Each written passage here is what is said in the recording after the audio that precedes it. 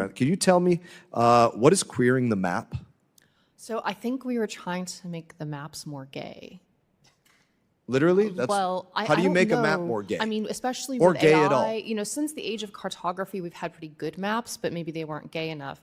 So I know also, I took critical theory in college. I think sometimes people use queer as a verb. I do understand that the maps that we were trying to make gay were, I think, of Czechia and Slovakia. So maybe those countries asked for it. I doubt it, but I don't know. We do have real things to work on in Congress, like what's going on with the imminent threat of Iran, and it is embarrassing that we have to talk about the fact that things like this were funded. Non-binary and trans francophones, linguistic attitudes and ideologies towards inclusive French in Montreal, Canada, these things. I'm going to give you a list. My time has expired. I'm going to give you a list of these, and any of these that you can provide me the receipt for, the Facebook link to where they wanted to take photos of how they were doing a DEIA flash mob in Kyrgyzstan, whatever documentation they have of all of these things, we would love to see that and would absolutely love to know the individuals specifically that were busy writing these grants, because they have no business receiving another paycheck from the people of the United States of America. In that, I will recognize Representative Schneider. Wow. All right, folks. Good morning, good afternoon, good evening to you all as you watch this broadcast. It's time for Pop and Politics. I'm KJ, along with Shelly E. Tonight, Nicole is out. She's not feeling too well. So, folks, please keep her in your prayers. She's a little under the weather. How are you tonight, Shelly?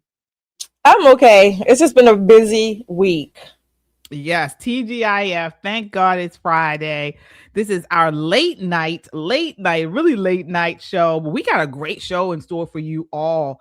Okay, we have a special guest coming on at around 10:30. So stick with us as we have the special guest talking, who has done a documentary on illegal immigration or illegal immigrants in the trucking industry.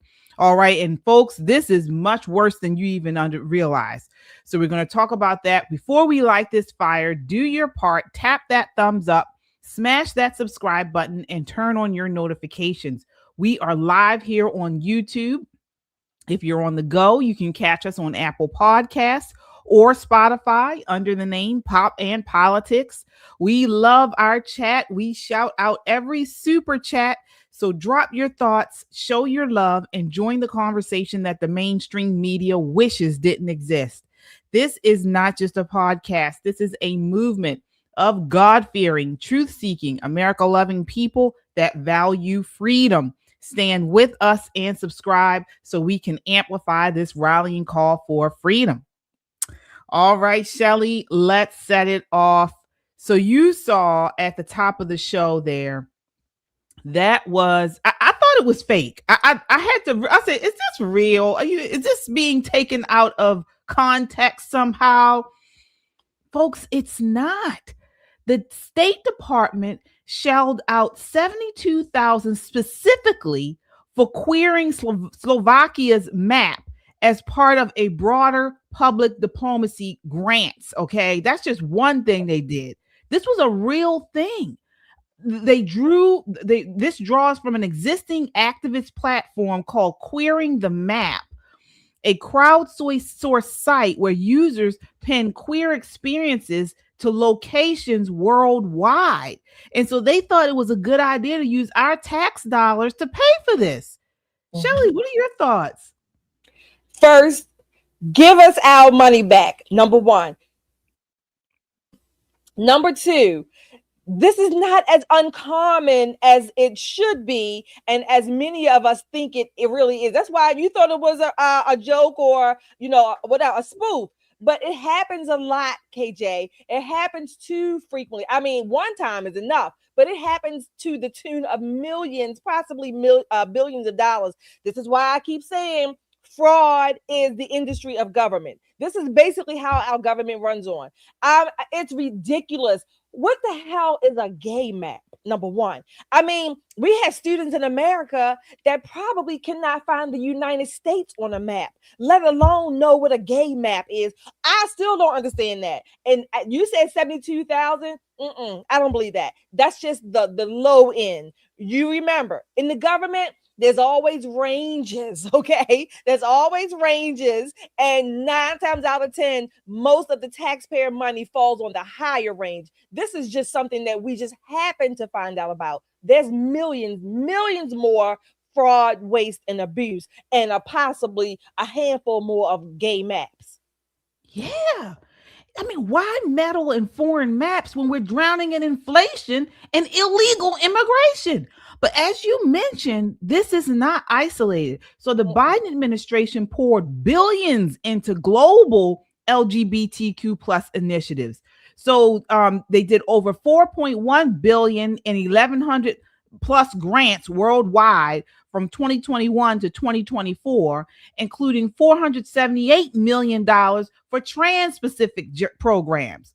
Okay, we're not, 174 million on gender ideology projects like studying trans menstruation, shielding gay rights in the Balkans. I mean, the list goes on. So, but this is our money. I don't, all the issues we have going on in the United States, and this is where they choose to use our tax-paying dollars. Absolutely. Again, and don't forget, we're paying these jokers $175,000 plus a year. That's salary, not including benefits and perks and all the other kind of things. I looked up a couple of other questionable studies or research, whatever they want to call it. This is according to Americans for Prosperity. There was a transgender monkeys 478,000. Again, that's the low end. Okay, that's probably what they gave them in the first grant. Not to mention the continuation, because these research studies, there's always a need to further research and look at this part. So there's always more. And then these grants are renewed almost on an annual basis. They're hidden in the little budgets and in the little languages that they use. Another one, why people yawn? Because they're freaking tired. That's why. That's been the answer since time began. What the hell do you need to study that for? I mean, this is just, we waste so much money. I'm calling it fraud, waste, and abuse, but so much money is wasted. Any congressman or senator can come up with any damn research or group that wants to lobby him or her for whatever research is deemed important. I mean, out overseas, here and domestically, and we pay for it. And don't forget, April 15th is right around the corner. Yeah. This is crazy. And what makes it really bad is things that are very important, things that we should be focusing on, we're not. So on March 4th, this week, NFL quarterback Tim Tebow, he has a foundation, the Tim Tebow Foundation, testified before the Senate Judiciary Subcommittee on Crime and Counterterrorism, chaired by Senator Josh Hawley. And the hearing was titled Lost and Exploited, Confronting Child Trafficking and the Failure to Protect America's Most Vulnerable. Take a look at this. This is clip 4. Every one of those red dot maps is a unique IP address that is downloaded, shared, or distributing child rape images, almost all under the age of 12. And that's just a 6-month screenshot of it. And there are over 338,000 on there. There's blue dots on there. You can't really see them, but the blue ones are the ones that are under investigation. In a sea of red. Isn't that a problem of what we're talking about? Wow. So I want to just make sure you guys understand what he did. So he's talking, there are over 338,000, as he mentioned, dots on there. So he's pointing out barely visible blue dots amid the sea of red. And these represent active law enforcement investigations, highlighting a massive resource gap. This is what so instead of putting money and resources towards this stuff, we're investigating trans menstruation in other countries. Okay, So he's saying he said we are losing the battle, we are losing the war, and boys and girls are suffering for it. That's a quote from him. He urged passage of the bipartisan Renewed Hope Act of 2026, which would beef up Homeland Security investigations with a dedicated rescue team of analysts, tech, and international partners to ID and save victims. They need money. Shelly, what are your thoughts on this thing? Let me say this. I don't even think it's a matter of money. I'm going to address the exploited children or trafficking. I don't think it's a matter of money that's needed. It's a matter of allocating what we have or rearranging it or whatever, redistributing it where it needs to go. Absolutely. That's number one. Number two, we have plenty of people working for our government or these institutions that are paid very well, and they really are not doing what they could be doing and what they should be doing. That's number two. Number three, this is according to the National Center for Missing and Exploited Children. In 2025, that was only a few months ago. So in 2025, NCMEC is what it's called, the acronym. NCMEC received more than 113,000 reports of possible child sex trafficking, which was a 323% increase from the previous year, 2024. So these because and what happened during that time? Yeah, absolutely. More illegals came across the border, things like that. But these people are, because of the internet, social media, you have, there's another organization that talks about, it's called the Polaris Project, right? Where they kind of work hand in hand with NCMEC to safeguard children, reduce child sex trafficking, or prevent it totally. So there are so many myths. One of the myths is that child sex traffickers usually kidnap their victims or take them by force. No, you know what really happens? Most of them operate because they build some kind of trust or relationship with these young people, okay? Typically through the internet, in a lot of cases, through the internet, which is only growing, as you can see, 300 and something % over 1 year. So what's going on? Again, there's many factors. Parents are either unaware. There's a lot of access to unsupervised access to the internet and all of these different apps. And again, and try as you might, parents, we really can't keep up with the apps. They come so quickly. I know. Folks, as you come in, please hit that like button. It helps to get this video out in front of a wider audience, and we appreciate the support. This isn't just data that he was pointing out. It's damning. It's a damning indictment of the cultural rot under these liberal leftist policies that defund cops and prioritize rights over innocence. And that's what he was hammering in about. America is the #1 global buyer of CSAM, okay, and third worst in peer-to-peer sharing. Annual U.S. trafficking victims is up, all right, 300,000 to 1 million, okay? So with open borders flooding in predators and big tech shielding these perverts, we're reliving Rome's fall. This is what it is. Yeah.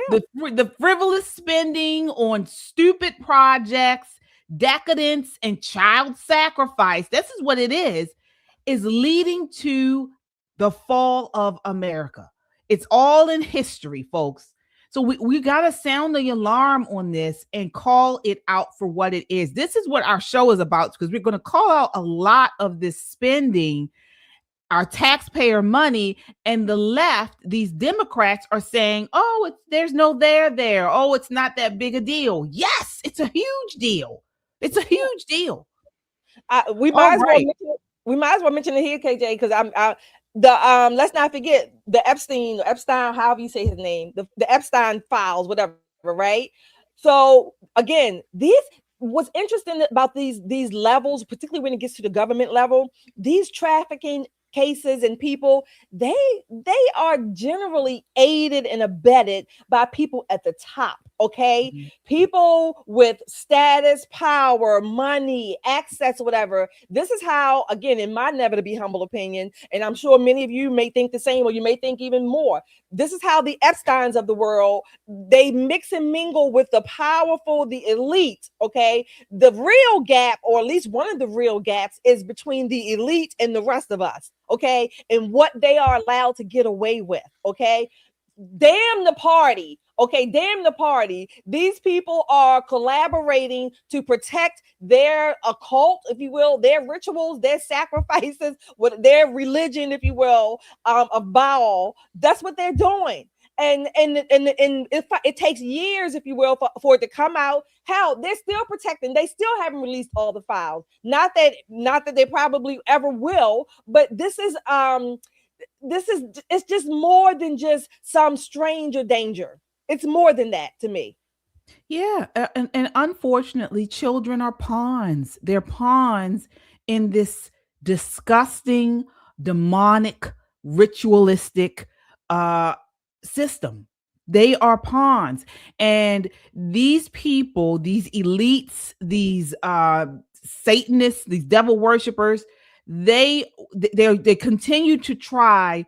They not even try. They are continuing to chip away at the innocence of children. That's what we're seeing. It's not just the trafficking and things. It's the actual identity, the innocence, the youth, of children. They want to give them adult characteristics. They want to sexualize them. And then that makes it more, for lack of better words, legitimate for them to then abuse them. And that's what we're seeing. And not even just abuse. The reason why they want to legitimize abortion, make it normal, make it okay, make it more, more happening in our life is because they want to kill children. That's what they want to do. I mean, it's a sick world we live in, folks. And this is why we want to call it out. We're going to continue to call it out on this show. But the really infuriating part about this is we're paying for it. We, the taxpayers, the citizens, are paying for this. Okay. I don't think enough people realize that. We are paying for these illegals to come in here and take over all these social services.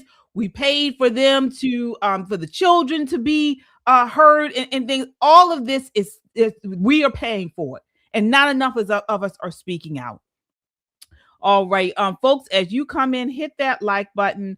Also, have you all checked out our stores, our merch store? We have new merch on our Pop and Politics store. Definitely go on and check it out. You can get t-shirts, shirts, sweatshirts. You can get mugs. Great items there. Give me my money back is there. You can also see that Trump shirt is really cool. I mean, we got some great stuff on there for you guys to check out. All of our stores. So it's not just Pop and Politics. You can also check out Christian Conservative. I'm wearing my Christian Conservative shirt. Are you wearing a shirt, Shelly? I can't see no, I got on my gun shirt. Okay, that's fine. Yeah, but yeah, folks, you can get it all right here on our merch store. So go on in, check it out. Also, speaking of our shows, tomorrow you can check out Just the Guys podcast right here on the Metro Conservative Media platform. They're going live tomorrow at 6:30 p.m., bringing you the latest on how communism and Marxism have infiltrated our culture, and it's an all guys perspective. So that's at Just the Guys podcast right here on YouTube. Check out that channel. And then on Sunday, you can check out me and Michelle. We're on Sunday at 9 p.m. every Sunday and Thursday live at Christian Conservative right here on my shirt. Christian Conservative at KJ Christian Conservative. We talk about the news and pop culture from a biblical perspective. You don't want to miss it. All right, we have a super chatter here. Yes, go ahead. All right, we have Kung Fu CJ, our tried and true. Thank you, Kung Fu, for all that you do. Oh my gosh, I rhymed again. Thank you for your $2 super chat. This is crazy, and Tim is trying to do his part. Yeah, it looks like it. You know, a lot of these jokers are, unfortunately, like Kate used to say, we're paying for it. We need to not only demand our money back, we need to get these jokers out of office. Okay. Put them on their own little island and whatever they want to do, but we need to do that. But thank you, Kung, for your $2 super chat. Absolutely, you folks. And you know, it's Friday night. We're doing a late live tonight. Your super chats go a long way in keeping us online. So please, any amount is appreciated, but we love the $10, the $20, and the $50 and up. So please, we appreciate all of your super chats. All right, so want to get your take on this, Shelly. This viral video that shows a San Francisco Democratic mayor, Lurie, is had some type of melee with his security guard. It's really weird. So it happened Thursday evening around 5:30 p.m. in San Francisco's notorious Tenderloin district. It's ground zero for drugs, homelessness, chaos. And it happened at Cedar and Polk Streets. So this mayor, Lurie, the Levi Strauss heir, who he actually brought his way into office with $8.9 million of his own cash, and he vowed to clean up the city. Well, that didn't work. He was out there in the streets, and he got accosted. Actually, his bodyguard did. Take a look at this. This is clip 5.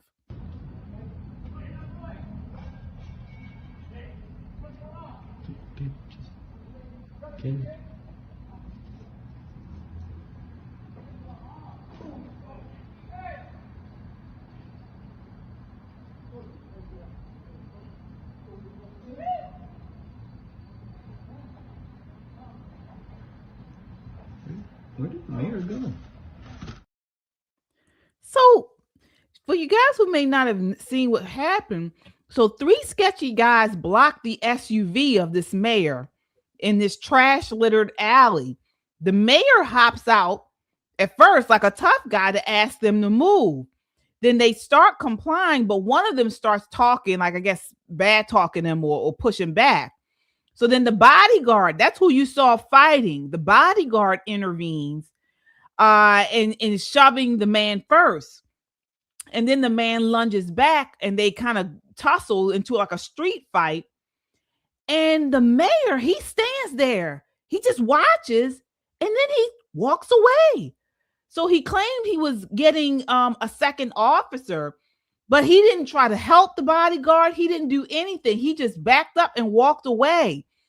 And so the 2 officers were badly beaten. And then they did arrest someone for this. But this thing has gotten a lot of play because the mayor just walked away. He didn't try to stop them. He didn't try to help them. He just walked away. What are your thoughts on that, Shelly? Okay, so this is not going to be too polite, but if I'm paying you to protect me, what the hell I got to come and help you for? I mean, I don't mean, I'm saying I would walk and try to call someone, police, whatever, too. I mean, I don't understand why people are upset about this. What was he supposed to do? He's supposed to be the bodyguard. What the hell am I going to do? Obviously, if I need the protection, what am I going to do? Call somebody? Yes. I mean, what? We tell people all the time, if there's a fight break out, why would you go and jump in? I mean, I don't understand that. Now, granted, I would even ask, okay, why are they coming through an alley? Anyway, you know, normally when the mayors are going through the street on taxpayer dime doing nothing, but when they're going, they usually have a police escort as well. So I don't know what happened. All of that fell through. Maybe they defunded the police. I don't know. Maybe all of these things are coming to play, but I don't necessarily know that I could fault him for walking away. If the bodyguard is getting slammed, what the hell you think he's going to do to me? Well, the bodyguard is down. Who's going to protect me? I don't understand that. I mean, I guess you're right. I would love to hear what some of the guys in the chat think. You know, would you guys have walked away? Would you have handled it like the mayor did as well? Or would you Would you have been carrying, you think, a handgun or something? I mean, what would you have done if your bodyguard is getting beaten up? Sound off. Let us know. I know we have some super chatters here. Let's see. We have some other super chatters here. Is that DJT? Thank you for your $20 super chat or your super sticker. Thank you so much for popping in tonight. Kung Fu again, the $2 for your super chat. This ninja left his bodyguard there. Shame. Okay, we gotta. Okay. Yeah, I mean, so I get why people. I would help, and I mean, look, if I'm this person that's being protected, right? I know you wouldn't. You're a woman. Oh, okay. I'm just saying, even if I was a guy, if I'm hiring you, what would a guy have done? I guess. I mean, if I'm hiring you, obviously, I'm probably not even a guy. I probably don't have any kind of weapons on me because I hired the bodyguard. I'm just saying, in theory, I probably don't have the weapons. If my bodyguard is down, then what the hell do you think is going to happen to me? One of us gotta be up and able to go and call 911. Yeah. It just was, I don't know. I just feel like you generally would see, the guys were, hey man, at least try to get in there and break them up. I don't know, but I guess you're right. I guess you don't know if someone has a weapon of some sort or what.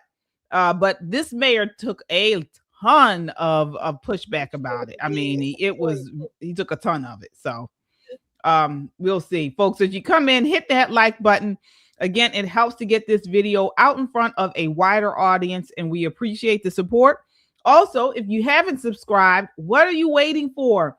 We are building a community of God-fearing, truth-seeking, America-loving people that value freedom. And again, stand with us and subscribe so we can amplify this rallying call for freedom. All right. So, we have a lot to talk about. We wanted to talk about these illegal immigrants and what's going on all over the country, because I don't think we understand the impact, and it's not a good impact, not just monetarily, not just safety, but also in our transit, in our bringing back and forth commodities across the country. That is also being affected by these illegal immigrants. Okay. And so that takes us to our guest for tonight. So tonight we have Adam B. Coleman is going to join us. He is the author of The Children We Left Behind and Black Victim to Black Victor. He also has he's an op-ed writer, a public speaker, and a documentarian, okay? And that's specifically what we're talking about, because he is in the midst of writing a documentary investigating how illegal drivers illegal alien drivers behind the wheel of Amazon and government shipments. All right, we have him here tonight. Adam, how are you? I'm doing well. How you doing? We're doing well. Thank you so much for joining us tonight. And I know I mentioned a little bit about your background, but please, before we get into your investigations within this, please tell people where they can find you and also give a little background. Yeah, I'm the most active on X, so people can follow me at wrong_speak. For this particular film, I am crowdfunding, so people can go to GiveSendGo/theillegalhighways. If they want to contribute anything. If they want to know more about the work I've done so far when it comes to video documentarian work or what I call visual storytelling, they can go to wrongspeakfilms.com. Excellent. All right, so let's get right into this. I'd like to start out with just a snippet of the what you put out on Wrong Speak Media about what you've been doing, and I have that here. Let's see here. And so this is wanted you guys to take a look here, and then we want to just ask you some questions about what you found. All right, yes. So take a look. Okay. We are investigating what we call chameleon carriers and shady carriers within the trucking industry. And how they operate is that they often use different locations, maybe a residential area with fake addresses. They might use an office building with mailboxes and things of that nature. even though regulations show that they're supposed to have a business where they're conducting operations. So it's actually illegal for them to operate out of mailboxes. We're here in Bensalem, Pennsylvania, outside of this office building. What was the address again, Justin? 501 Cambria. 501 Cambria, here in Bensalem. And we went inside and we asked the person at the front desk, hey, where are these addresses for these particular suites? For all the suite numbers, they go up to about 150. All the suite numbers that are listed for all these different businesses that claim to be trucking businesses go upwards in the 200s to 300s in suites. There's no physical location for them to actually operate. But how many businesses that we're showing as active trucking companies are supposedly operating off of this one small office building? It's about 47 carriers in this building. A little more than over 30 are actually active. Most of the other ones have been inactive for a couple of years now. And the ones that we're investigating, most of those are basically just mailboxes that we saw. Correct. There was one office suite that still has a couple of trucking companies operating out of it. The name of the company I was looking for, when I knocked on the door, two gentlemen opened the door for us, and I gave the name of the company that we were looking for. They had no idea what I was talking about. They gave us two different names for the carriers that they represented. I presented myself as a truck driver looking for a job, and they told me to get lost. These chameleon carriers hire illegal immigrants as drivers, putting them behind the wheel of big rigs, killing innocent Americans on our roads, and spreading risk across all shipping. Wow. All right. So, folks, you got to go to this YouTube page and check it out. This is Chameleon. I'm sorry. Wrong Speak. Wrong Speak Media. This is his YouTube page, and you can really get into more information about what's going on. But Adam, I want to ask you, so is this widespread, or is this going on more than we realize? Whatever you could think how bad it is, it's about 10 times worse. Wow. The best way I can summarize it is that the trucking industry, we know about like the old days with the Teamsters and, the mob being, part of the union, the trucking union. A lot of deregulation and stuff like that has happened since, which is why you don't really see trucking unions as a thing. But what has happened, especially over the past, I would say, 10 or so years, but there's points where it really accelerated under the Obama administration when there's always been that English language rule, basically since the 1930s, but they stopped enforcing it. And that was the first point of infiltration from basically foreign organized crime. So depending on where in the country, there are different ethnic groups that are dominating in particular areas. So like in Southern California, maybe parts of the Southwest, it's the Mexican cartel. In Northern California, it's the Indians.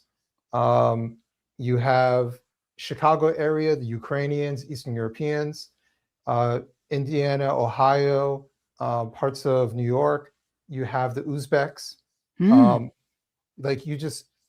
And there's probably other ethnic groups that are involved. Oh, Minnesota, the Somalis are part of this as well, to some extent.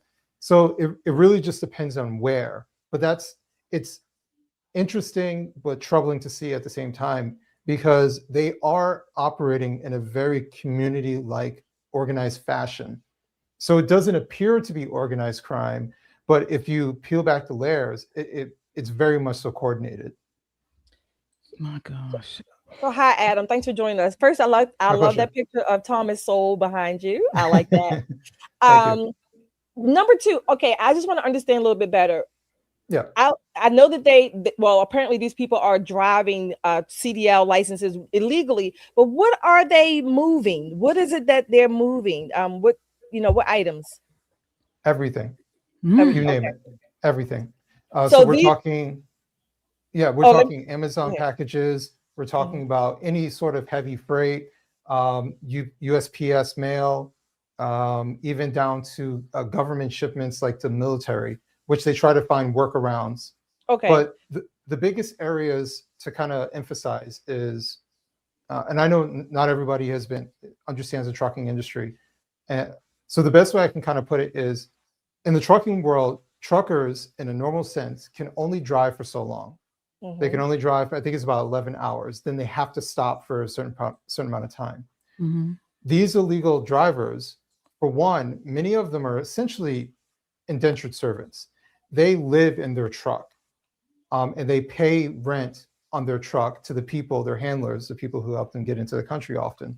So they're always on the road. And so part of the reason why you see one location might have 3 trucking companies is because when they reach that 11-hour mark, they just go outside and switch the name of the company on the truck and continue driving. They are known for modifying their electronic logs for how long they're on the road for. So they're constantly skirting the system. But the reason I bring that up is because they drive longer and they drive longer cheaper. So, you know, just make up a number. No American trucker would drive from California to New York for $200. But a guy who's living in his truck and is likely not paying any sort of taxes or anything like that, you might take the job, and the carrier might take the job and have no problem with it because the guy lives in his truck anyways. So it doesn't matter to them. Yeah. So let me ask you, because we had a couple people ask in the chat. So your investigation basically shows unqualified drivers hauling sensitive cargo, like you mentioned, from USPS, like for mail, Amazon packages, and even military freight. So what kind of national security risk do you believe this poses? Massive one, especially so whenever you hear leftists say, oh, you know, every illegal immigrant coming here, they're just all innocent. They commit less crimes. It's all BS. Because when you're entering a country illegally, literally everything you do is illegal. And so if I already entered the country illegally, why wouldn't I forge documents? Why wouldn't I drive with a fake license? Why wouldn't I do all these different things? Because it doesn't matter. I've already skated the system. And if I get caught, it doesn't matter. I might get deported. I was going to get deported anyways, whether I do illegal things or not. So you set up an environment where they'll do illegal things. And that's when you start getting into really sketchy stuff like human trafficking. You know, because they are driving trucks. And so are they hauling people from different spots to different spots? I'm working on some stuff where it appears to be that way. In one particular situation, there's a guy who is currently he was charged with some federal crimes of human trafficking that I'm like currently looking into without giving too much away. But like it's obvious because these guys come here, and I've do some investigation as of recently. The play is this: they fly to Mexico, they find someone to help bring them across the border. Maybe it's the Mexican cartel, but they have someone help them get across the border. They claim asylum, and they have lawyers, they have nonprofits, they have people of their community that help to assist them to getting settled here. Now, think about it like this. Someone who doesn't speak the language, has never lived in our country, is able to form an LLC, all of a sudden get a truck to drive, and almost become like not an owner operator, but functionally is able to do all these things, knows where to go to get a CDL. Like, and it's because there's a pathway. There's a, or like they say, that's the play, right? Community to help them face down. Right. Well, so let me ask you this, Adam. Community sets it up. Yeah. On the I guess the business side, who are these companies that are hiring them, and why? Number one. Number two, if you, KJ, or myself, if we applied for a job, certainly a job with military or defense sensitivity, we had to go through all kinds of background checks. Even if we were a business applying to be a contractor, I mean, the paperwork is about this thick, okay? Not to mention the constant backgrounds, all kinds of surveillance or whatever you want to call it. How is it that we as Americans I mean, I don't understand what the level, who's hiring them and how are they getting away with it? So, and that's a great question, because it's not in a situation where you want to work at McDonald's, you apply at McDonald's, you get a job at McDonald's, you're an employee at McDonald's. This is different layers of separation. So let's say you want to ship something. So what you would do, especially these days, is that you would go to a broker. That broker has a list of carriers that they can know, hey, we have this shipment from the shipper. You want to ship something, so you're the shipper. And they bid on it. So whoever has the best bid wins that particular shipment. So then it goes to the carrier. So then the carrier is the truck. When we say trucking company, we're usually referring to the carrier themselves. So then the carrier hires the drivers who actually get in the truck. So there's different layers of separation. So what we're finding is mostly abuse on the carrier level, because even if you find out like, hey, they're doing illegal things as a carrier, they're violating all these things, and the FMCSA, which is the regulatory body, shuts them down. I've seen this. They already have 2 other companies registered at the same address. Like, so wait a minute, before you go on, I just want to make sure. So what you're saying is, or at least what I'm understanding you to say is, there's a list of brokers. These brokers, if you will, are already approved, let's just say by the DOD, for whatever the case may be. They're already approved by the DOD or the DOT as the brokers they're approved to have a contract. Then that broker, him or herself, the owner, will hire the drivers. And the only thing the broker or the owner has to do is, quote unquote, verify that they have a CDL, they met whatever Department of Transportation standards. But you're right that adds a layer of separation from the DOD actually investigating who the actual people are. Well, you're sort of on it. So let's say the DOD has a shipment, military shipment. They go to a broker. Then that broker finds a carrier. And then the carrier is the one who's hiring the driver. So from the broker standpoint, you say, listen, all I did was accept a bid from this guy. I didn't hire the driver. I'm not responsible for what the carrier does. Right. So he's the middleman. So and then the shipper would say, well, listen, I had no idea there's illegals driving because I just went to a broker. Right. So then the shipper says, well, I don't know. But Amazon, for example, like they have to know. I mean, they get the most violations when it comes to their shipments. for drivers not speaking English, like they have to know. But everyone plays ignorant, and the reason being is because, and I know the eye is always on the driver themselves, but I want to emphasize that most of these guys are indentured servants. They're the low-level guys. They're like this. These guys take maybe 2 or 3 days off a month. And they, in many cases, they have like a stash house, for example. So they'll go to the stash house and there will be 20 guys that are there and they just stay there for a night or 2. And then they're back on the road because they live in their trucks. They're driving perpetually. So when we're seeing these crashes, I think these guys are literally crashing out. Like they're mentally drained and exhausted because they've been driving a ridiculous amount of miles. So the biggest abuse is actually in the long haul. It's not, going from New York to Philadelphia. It's going across the country. It's going thousands of miles across the country because those guys will do it super cheap. But because they'll do it super cheap, the brokers make more money, right? And we've seen that. And the shippers, well, they make a killing. Amazon makes a killing because Amazon gets to say, well, you got your package next day because we got these guys who got it there in time. Because Amazon isn't saying this per se, right?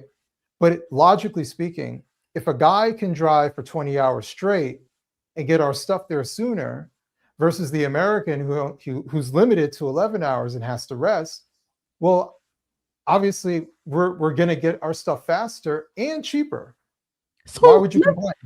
So are you saying then that these trucking shell companies are essentially functioning as a shadow labor market and they're able to bypass taxes, insurance, and labor protections? Is this why they're using these illegals?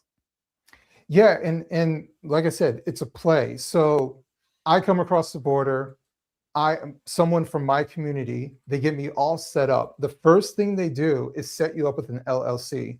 And technically, you don't have to be an American citizen to get an LLC in the United States. So they set you up with an LLC, and what happens is everything that they do is in relation to company. So even though I'm a driver driving for ABC Trucking, they treat me like a separate, like a contractor situation, right? So they charge the contractor for X, Y, and Z. So it always looks like a business to business transfer. So technically these carriers don't have employees. So they don't pay employee tax. And I would venture to say that these guys probably don't pay taxes in general. Right. Just putting that out there because they get shut down all the time and they skate laws and stuff like that. So it's pretty crazy. Wait, we have a couple of I just want to ask one more question. What needs to change right now then? Is it laws, enforcement, corporate accountability? What needs to change to shut down these chameleon carriers before more people get hurt on the road? You know, this sounds all right. So I know Sean Duffy is and I would like to interview him. I'm trying to get in contact with him, but I know Sean Duffy is going all in on the carriers and, you know, stiffer laws. They're in government, so their focus is legislation and regulations and stuff like that. But the problem isn't regulations. When this is why illegal immigration is so bad, because then when you have illegals in a labor market, you essentially have a two-tier market, right? Where rules apply for the American citizens, and the rules don't really apply to these guys because they don't care about the rules. They're here. They already violated our rules just to get here. So they're not abiding by these things. So you can make as many laws as you want, right? For example, they want to cancel all of these non-domicile CDLs, which was abused, but these guys are here illegally. They don't care. They'll just get a forged CDL, or they'll just drive. And if a cop pulls them over, they might get in trouble, sort of, right? But they'll just disappear off the face of the earth, and no one will know because no one's really tracking them because they're not supposed to be here. These are people who are willing to do illegal things. And on top of that, I have a slight bit of empathy for these guys because they are being held down as indentured servants. They owe money to cartels. They owe money to the groups that help to smuggle them into the country. So they have to work. They have to do these things. That is why they're crashing out in the way that they are. So, Adam, I have a couple of questions, but I want to read out super chats first here. People are asking questions or commenting. So we have for one of our super chatters. Oh, do we have them? Okay, well, I'll ask my question. So I hear what you're saying again, and I tend to, like you said, they have these indentured servants, these illegals, the individuals, but at the top of the level, if you will, you got the cartels, the government, even the businesses, the corporate people, whatever. How, like you said, they have to know. So of what benefit would it be, let's say again, I'll use the DOD. What benefit is it to the DOD? Or I can understand Amazon benefits from it, or the corporations, they benefit because they get cheap labor. But what benefit is it at the government level? They know this stuff is going on too. Why do they continue and allow it to go on? Well, we have to kind of see it from a stance of how many hands are touching a particular thing. So, for example, the guy who's setting up the contract to have a shipment sent out isn't the guy that's necessarily at the bay taking, giving the load off, right? So there's different layers to this stuff. I've heard stories from truckers who are waiting in line to get their shipment, and the guy doesn't speak English, so he's not understanding. So it's delaying everything. So then they're delayed an hour and a half because this language barrier. Do I think that the guy who's writing these contracts from the DOD or from every place knows how bad things are? Not necessarily, but I think at some point you have to know these things. But to answer your question, how does it benefit them? It's cheap. It's cheaper because they're bidding on contracts. So that means that, like, I'll just make up a number. if a broker has a list of 200 companies, right, and 100 of those companies hire illegal labor, those 100 companies are going to try to outbid each other for the same load. So and those guys can go cheap, super cheap. The other 100 who are American citizens are like, I can't afford that because I have to pay him his salary. We have gas we have to worry about. He has limitations on the road. Like I can't afford that. So they went out on these bids, and that undercuts the American trucker. Okay. So it's even cheaper. If I understand you, it's even cheaper for the government because it's a cheaper bid, so they can pay out that contract at a cheaper rate, ostensibly saving the taxpayer money. Well, and see, this is where yes, you're not wrong, but it's a little bit weird because there's so many layers of separation. So I go to the broker's getting his cut. So in many ways, the brokers are making out really big in this situation because the brokers are essentially the middlemen who have a list of, let's say if they're a sketchy broker, not every broker is the same. I've talked to a broker recently and he's like, it's really tough to be legitimate because you got to vet everything. But if you're a broker who doesn't care, who utilizes, and there's lots of brokers out there who are doing it, and some of them are massive billion-dollar corporations, you have a plethora of low bids coming in. So the lower the bids, the less of them taking your capital as a broker. That's why the broker profits have increased tremendously, especially under the Biden administration. And that's one quick thing for people to understand. When Biden got into office and a flood of illegals came through the southern border, we already know, they went to Texas and they started shipping all these different places around the country. I don't think a lot of people understand that at some point the Biden administration gave those people work authorizations because they were waiting on their asylum claims. And these asylum claims, for many of them, were going years. So instead of them waiting around doing nothing as they wait to see if their asylum claims are valid, which most of them weren't, and who knows if they actually went to court, that's a whole other story, they gave them work authorization. So it actually gave them a pathway into places like the trucking industry. That is when all of these CDL schools popped up. I wish I could remember the number, but it was like tens of thousands of CDL schools just popped up during the Biden administration. And that's why. And they were catering to one particular demographic here, another demographic here. And that was the play. And that is what really, like, it just exploded under his administration. Wow. We got to get you back on here to go into more. I got a couple more questions, Adam. Yeah. I'm in no rush. Okay. Okay. All right. So KJ asked, what can we do? So then what I hear you saying is almost like at least a twofold thing going on here. So on one hand, if you're doing it legitimately, okay, you're trying to follow the laws, right? You're trying to follow the rules, dot the I's, cross the T's. That becomes cost prohibitive to do it the right way. But to do it illegally, it's much more, I guess, lucrative, or you're trying to make your capital. So one solution, at least, I mean, this may be the lesser of the solutions. One solution is that we have too many regulations that are prohibitive to the ones who want to do it the right way or trying to do it the right way. I mean, I don't understand.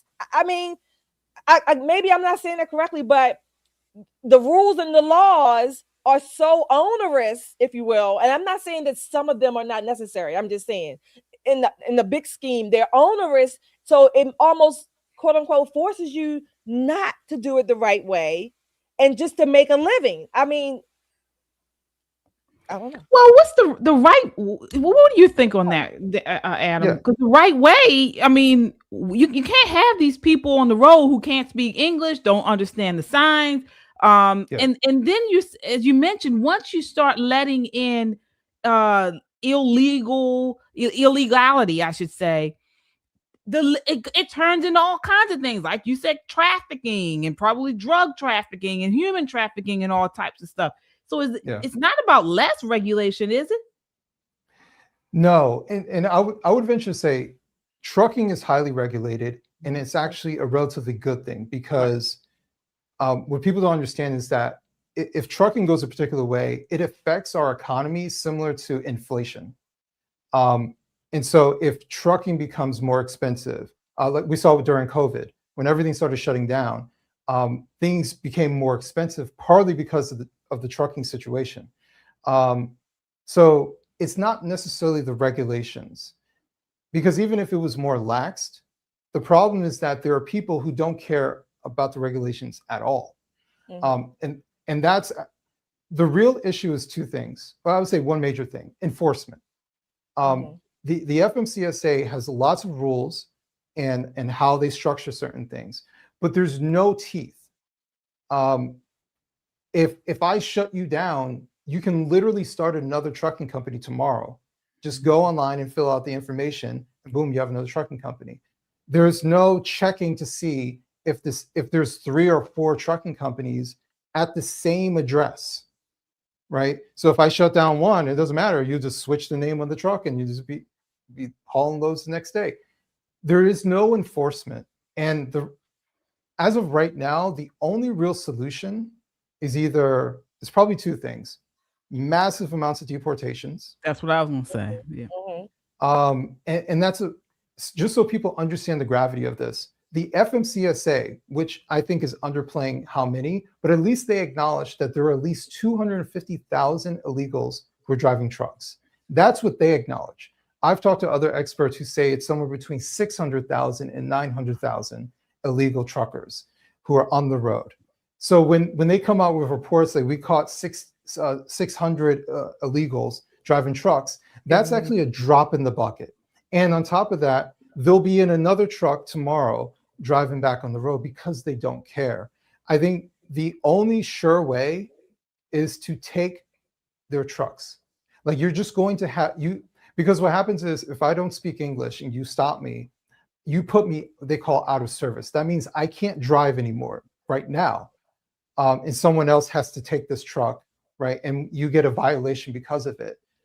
But it doesn't mean I can't get in another truck tomorrow and haul another load and go through this whole game once again. So Adam, how do they get the trucks? Where are they getting the trucks? I mean, an 18-wheeler, I mean, where do you buy a truck? I mean, to go buy a car, you have to have identification, whatever, proof of income, things like that. So who in the hell, how do you just go buy an 18-wheeler today and somebody takes it and you go get another one tomorrow? Where are they stored? Where are these trucks? So that's what I'm saying. Like, the carriers, they may be here legally. The carriers are these guys, and especially if we're talking about different ethnic groups, they're guys who are more established here, who are here usually legally, who are set up in a particular way. So when they do get some guys coming through, they have trucks ready to go. Like, so they sort of operate like a business, but they do sketchy things that makes it an illegitimate business. So even though they technically don't have employees, they sort of are employees, but at the same time, they're kind of like landlords too, because they're renting the trucks. If you're a truck driver driving for like JB Hunt's not charging you to drive their truck, right? In this situation, it's the opposite. They charge them like it's rent because these guys are literally living in their trucks. So when I'm driving down the road and I see all of these 18-wheelers lined up somewhere in like a lot or something, these are possibly ones they're going to be quote unquote renting or selling to the illegals. I mean, I'm guessing, because I mean, you can't necessarily hide an 18-wheeler, so to speak. Yeah, I mean, I wanted to probably do this game of going to a truck stop and just running to see how many of these guys are legitimate.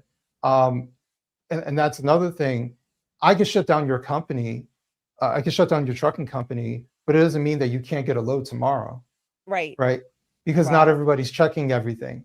I wrote a piece for the New York Post talking to a widow who lost her husband. Coincidentally, he's a truck driver, retired, when an illegal immigrant who had been deported, I think 16 times, jackknifed the truck, and metal pipes came off and crushed her husband to death. And that company that legal was driving for was shut down by the FMCSA a year prior. So it doesn't, that's what I'm saying, it doesn't matter if they shut them down. So when you see Sean Duffy and all these other people, and I'm not trying to take a hit at Sean Duffy per se, because he's doing his job, but when they say, victory, we shut down this company, guess what? That guy probably moved it over to another company, just changed the name of the truck, and is still operating. And there's so many circumstances of that. Even of like the high profile ones that we've seen, those same companies still operating. Oh, okay. You know, wow. So yeah. Well, yeah, we got to get you back, Adam. Yeah, definitely have to have you back on. Well, please, again, share with where people can find you. We did share your GiveSendGo link. You give your X address again. Yeah, my X address is at wrong, WRONG_speak on X. People can check out my Substack, adambcoleman.substack.com. I put everything that I'm doing. If I do TV, if I write some articles, I put everything there. But yeah, check out the GiveSendGo. I do have a video on there just kind of detailing what I'm trying to do. I'm trying to highlight the victims of illegal immigrant truck drivers, because there are many out there. Some of them are lost family members. Some of them are economic victims. And I want to show like actually how this operates, how this works. And it's going to be eye-opening. So I start filming at the end of the month, and I'm really looking forward to it. All right. I am a Substack subscriber, so definitely check out his Substack. I've been a subscriber for a long time. Yeah. All right. Thank you. All right. Bless. God bless you too. All right. So we have some super chatters out there who have been waiting. Let's get to you. All right, Kung Fu CJ again. Thank you for your $5 super chat. I like him already. I see Thomas Sowell on his wall. Absolutely. Thanks for that. Josh, hi Josh. Thank you for your $20 super chat. Just a Friday night. Thank you to the Pop family for all you do. Love you all. Thank you, Josh. We love you too. Robert, thank you for your $10 super chat. I just said what I wanted to say in my super above me. Okay, I don't know what that was, but thank you, Robert. Kung Fu CJ again, $2 super chat. He is telling you why free shipping exists. Possibly, you might be right. Kung Fu's good point. Good point there. Thank you all for your super chatters. Don't forget, hit that like, share, and subscribe while you're there. Don't forget also go to our merch, and you can go to our merch and you can get all three sites, all three platforms under MCM, our website, metroconservativemedia.com. If that's a little bit easier for you, www.metroconservativemedia.com. All the platforms are there. We have much more articles, videos, all things are posted there. You can get to your Apple, Spotify. You can sign up there through the website, www.metroconservativemedia.com. Go ahead there now and sign up. All right, folks, we got more for you. So right here in Baltimore is making national news recently with the Baltimore City Mayor. Take a look here. This is clip 2. We're not talking about misuse of funds, and you're talking about a fraction of the mayor's office budget, even though folks are trying to make it look like this was something done illegal. This is not that. We're going to continue to operate the same way that we have in the city of Baltimore, and that's with the utmost integrity, even when people try to make it like we're looking like we're doing the opposite. Thank you. Do you believe, even if it's been going on, is that an appropriate use of taxpayer dollars? And then also, though, I know that your office spent nearly $4,000 on a goodbye party for somebody who never left and is still making almost $200,000. Why is that okay? Yeah, I think, Mackenzie, we know that you guys want to make this out to be something that is not. Again, it's not just the city of Baltimore. The state of Maryland has skyboxes and have had them forever. And again, you guys you're harping on this small amount of money, which you heard again. Nothing illegal was done here. But is it appropriate? If it's not illegal, then it's appropriate. So you think that's okay for tax dollars to be spent on it? I think it's okay for us someone who has spent money to have young people who have never been in that stadium before, who have never gotten invited before, who would have never had the opportunity to be there to do that, for people, for first responders, for people who clean up trash. Absolutely. So no matter what you guys are going to try to twist this into, absolutely, we're going to continue to make sure that actual residents can enjoy that ability to be in that spot and those skyboxes. That's all I have to say. What And about Marvin's Party? just run what I said earlier. My response is what I gave you earlier. Is Marvin's Party okay?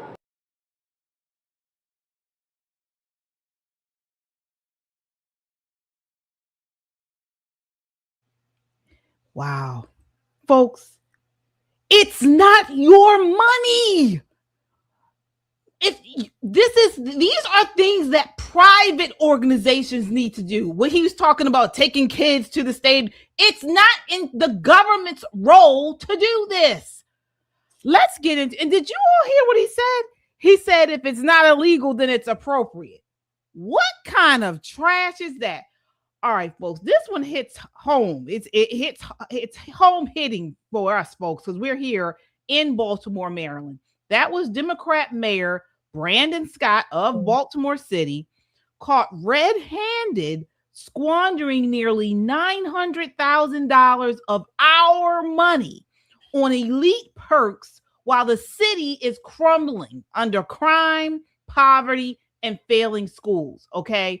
Now, before I get you in on this, Shelley, we all know Baltimore City OIG, that's the Office for Inspector General, did an audit of the mayor's office P-card purchases from July 2022 to November 17th, 2025. It's a whopping $890,176 was spent on food, parties, flowers, 336 transactions dodging required approvals. I mean, there were violations as long as the Baltimore City streets, okay? Meals and catering, skybox splurges, flowers and funerals, farewell bash blowouts. I mean, the list goes on. And that was his response. It was a total deflection. Shirley, what are your thoughts? First of all, Brandon Scott hates McKinsey. Okay. He hates those people at Fox because they are, number one, because they work at Fox, and number two, because they're white. How dare a white person come and ask him anything? Okay. That's been for years. I've said it before, posted it, whatever. I've said it on his page to him, everything. So that's number two.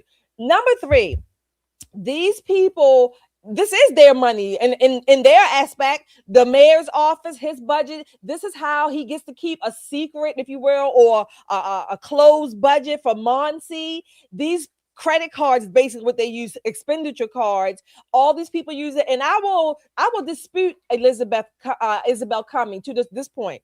The $800-something thousand, let's just round it off to $1 million, okay, a cool $1 million. That's just all she found in that time period. It's more than that. It's more than that, okay? It's been going on since before she came. And this is why our city council is piss poor. These people, this is their money, and we are paying for it again. You're right. We are paying for it. We're paying for the skybox, like Martin would say on his episode. We're paying for that. We're paying to everybody else's children and residents to go. I ain't never sat my ass in a skybox. I've never said it, but I'm paying for other people to go with these wraparound services that never really work. And he's right. He's right. The state of Maryland does. Why? Why does a governor or a mayor, and I don't care who it is, why do they need a skybox? Why? Why do they need one off of our money to pay for everybody else's children to go? And I've never gotten a ticket. I never got my 2 free tickets every year for the skybox. Yeah. It's a grift, okay? These people, the Democrats, these people in office, they do not care about the poor. They only care about the poor because they need them in order to continue these, like you mentioned, wraparound services, these NGOs, these nonprofits. They need the poor because they know they're padding these profits to give themselves money and things like this. This Absolutely. Is what it is. Absolutely. Baltimore has been a Democratic stronghold since 1967. And ever since, they've been breeding waste while residents suffer. Okay. But they need the residents to suffer in order to keep the grift going. All right. Absolutely. If they don't have poor people, they won't have these services where they can sift out of. They're sifting out of these services. All right. This is what's happening. They need these poor people. They need these services to then say it's okay to have a large government, a large budget. Speaking of the budget, he was in news about that. So this mayor, apparently the Baltimore city budget under this mayor has ballooned. So his budget, he has hired more people in his office than previous mayors. He has grown this office to a size, I can't remember how much larger it is. I believe it's like it's more than doubled, I believe. Yeah, it's more than double. I was like over 40 something people, I think. Yeah, but whatever that number was, it's much larger than any other mayor's cabinet. And they're not doing any better.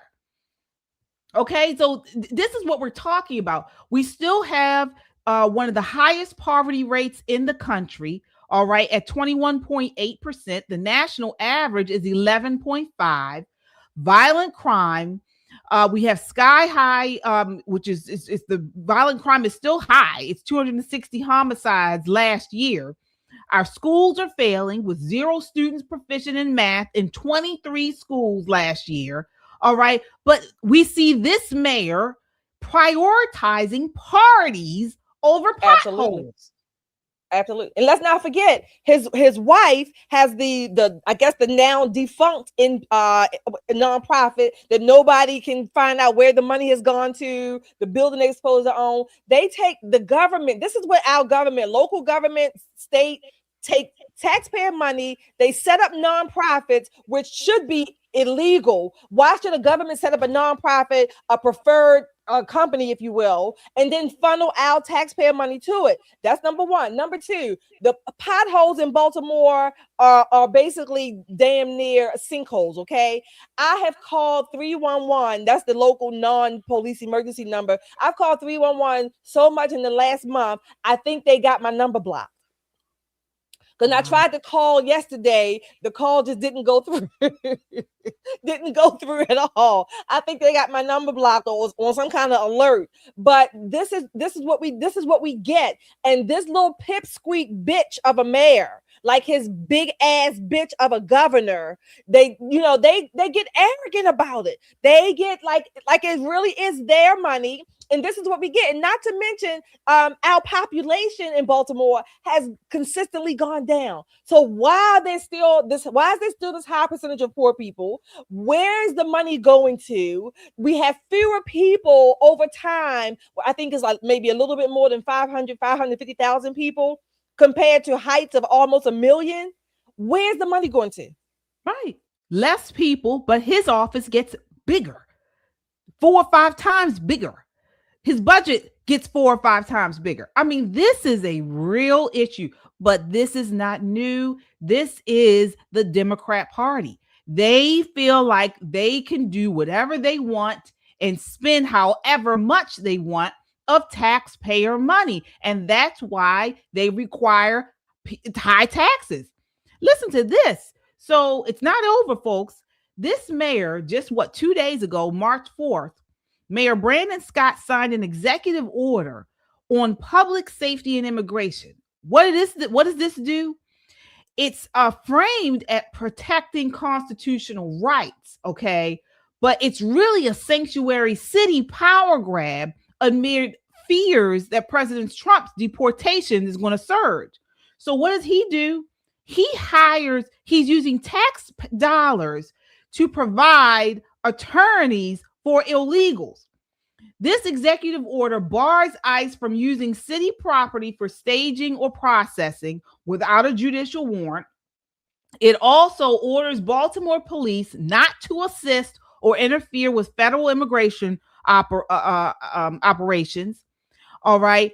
And it authorizes the city solicitor and other city attorneys to volunteer their personal time for pro bono representation in immigration courts. Now, that does not mean free, because if they're going to get paid by the taxpayer dollars. Okay. So this Absolutely. pulls the law department, the Baltimore City Law Department that is paid for by taxpayers into the fray. This is actually blurring lines and wasting resources on non-citizens. Absolutely. Kelly, you and I were talking about this today. Why are these Democrats so infatuated with illegals? Because they use them, again, I contend at least one reason, they use them not just for votes, but they are also able to think about it. A city, a state, those are kind of quote unquote government. They are government entities. They get to write the grants for themselves. They got whole departments that people can write out grants. They can send out grants like an assembly line, right? Change the year, change a few numbers, and get the grant renewed. So they get money for this, which again is another taxpayer stream. Okay, and I want to add something. Those solicitors that they are authorizing to on their pro bono, to give pro bono time, they're going to get paid from another pot. Let me tell you why. They're going to get their salary from the regular pot, but then they're going to get stipends. They're going to get some little incentives. They're going to get gift cards and all kinds of what I'm going to say in-kind or non-in-kind donations for their pro bono time, because now they're volunteering their time, so they have to reward them some kind of way. Then they can't get a salary for volunteering, but they can damn sure get other payments or via other methods of payments through these grants that they're going to use to give them legal advice to illegals on our taxpayer dime. We are still paying for it. We need to show up. We need to show up at a city council meeting. We do. Yeah, we absolutely do, because this is not the role of our government. It's not. I wish I could. I can't even. I wish I could have someone pay for me to have legal counsel. And I'm an American citizen. If something happens to me and I'm sued, the city doesn't provide legal counsel for me. Nope. You will go bankrupt. We will go bankrupt. Exactly. Yeah. It is so infuriating, and not enough people are upset enough. And then you know what? The real thing that I can't stand to see these ugly, pudgy Black people at these press conferences standing up for the illegals. And what are you doing? Take a look here. This isn't in Baltimore. This is in PG County, right? They're standing up for these illegals. This is clip 3. When 8 of the 11 Prince George's County Council members wrapped up their press conference Tuesday announcing a package of 6 measures aimed at protecting immigrants from ICE, they stood shoulder to shoulder with activists and shouted the immigrant advocacy organization's rallying cry. Si se puede! Si se puede. Yes, we can. The council majority clear they stand with immigrants, whether they're here legally or not. We are united in protecting all of our residents here in Prince George's County. And so the council is moving ahead with multiple pieces of new legislation. Some we've heard before, banning face coverings, making some county property off limits, and tracking detentions and deportations. But the Prince George's County Council is raising the bar for opposition to ICE with bills which would ban ICE employees from future county employment and require county police to respond to ICE operations to demand agent names, agencies, and badge numbers. Now, legal experts tell me that employment ban could be challenged on constitutional grounds. Now, as for that bill which would have county police respond to and potentially hinder ICE operations, well, that's drawing major criticism from local police officials who tell 7 News it would potentially put them in conflict with federal agents and potentially federal law. The council members are responding to that by saying they're ready for a fight. If someone is potentially being kidnapped, you need to be able to call 911 and have police show up. I understand that it is a situation they might not want to be in. But we have residents putting their bodies and their lives in the line for their community and dying.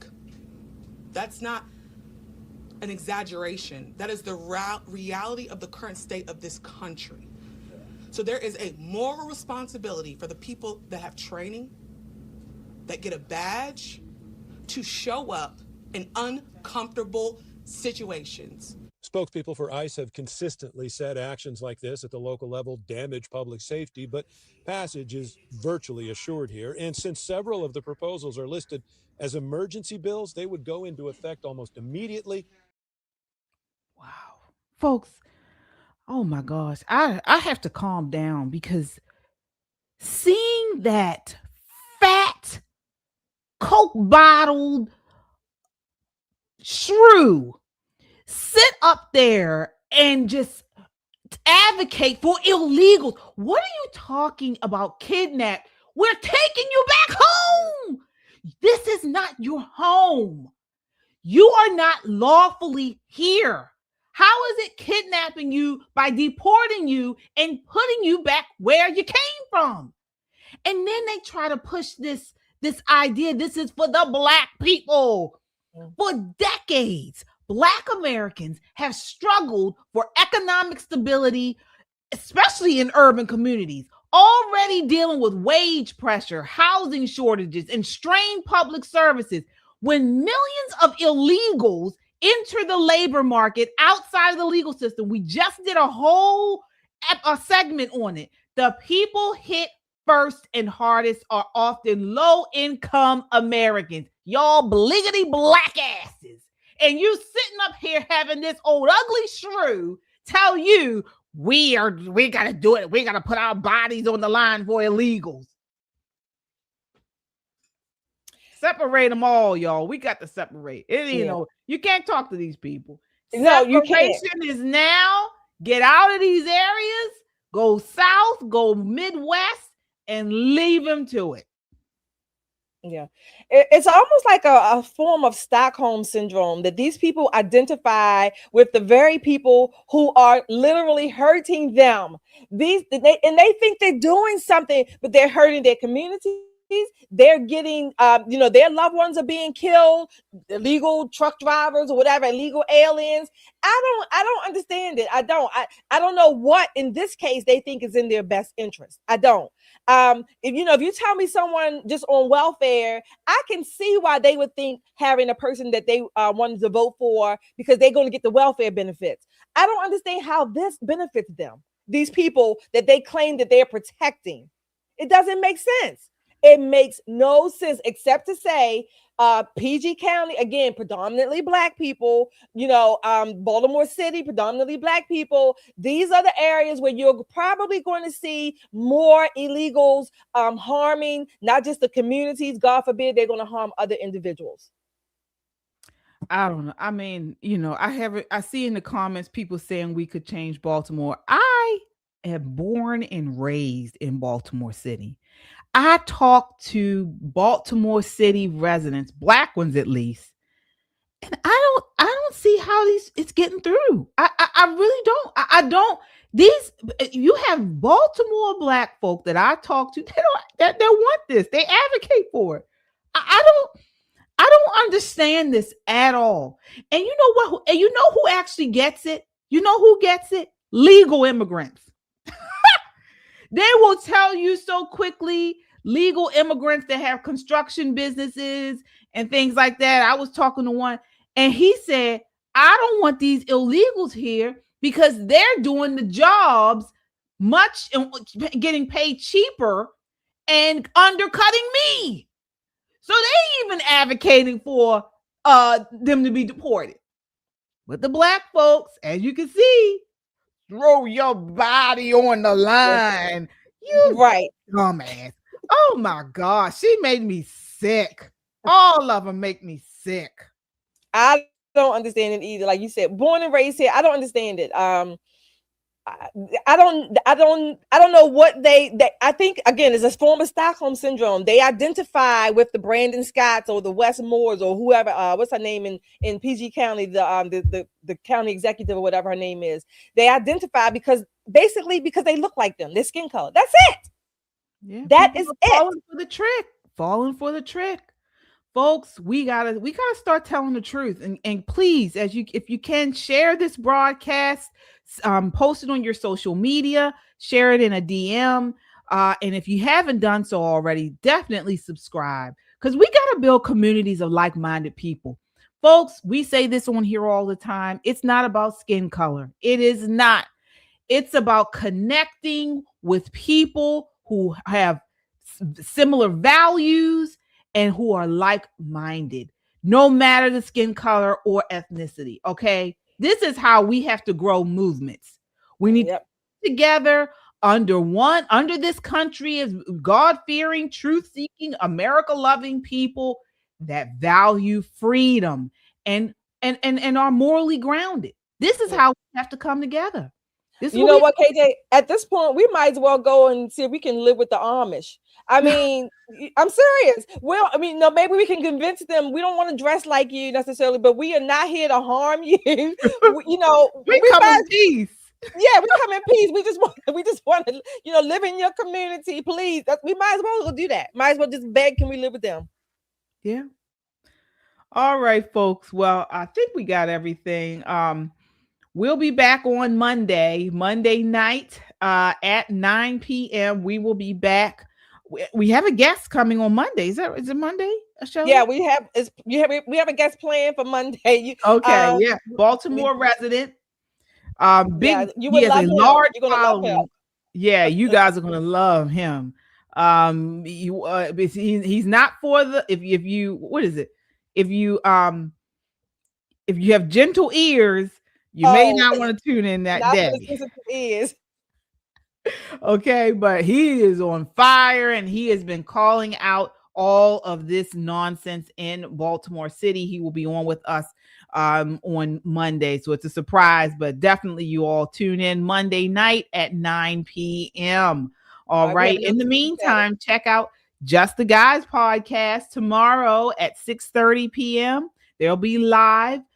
Just the Guys podcast on that channel at Just the Guys podcast.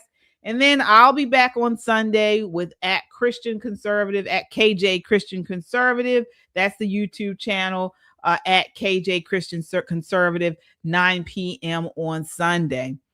Do we have anything else? Yes, I think we have a super chatter here. Robert, again, thank you, Robert, for your $2 super chat. Robert says, so I'm going to ask again, do you say dog or Doug? I think he's talking about the Baltimore accent. I say dog. I say dog. So, yeah, I say dog. Dog? Right. Yeah, okay. Yeah, I say dog. But somebody once said to me that the way I say McDonald's is weird. McDonald's. I don't know. Mickey D's. We call Mickey D's. Okay, just say Mickey D's. So yeah, I don't know. But all right. Well, thank you all so much for your super chats. Yes. I hope you all have a wonderful weekend. Until next time, count your blessings and live a life of purpose. Good night. Good night. Bye, everybody.